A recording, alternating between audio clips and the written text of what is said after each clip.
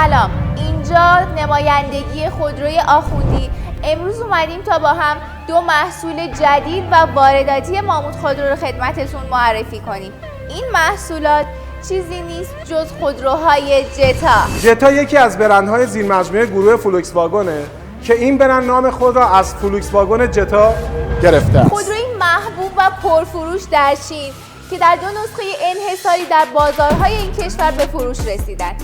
جتا در فوریه 2019 فعالیت خودش رو آغاز کرد و فولکس واگن در سال 2020 تصمیم گرفت تا کسب و کار جتا رو افزایش بده و خودروهای اونو به بازارهای کشور عرضه کنه.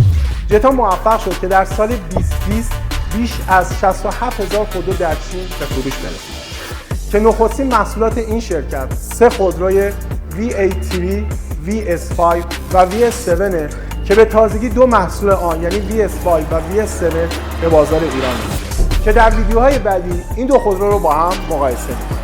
پس با ما همراه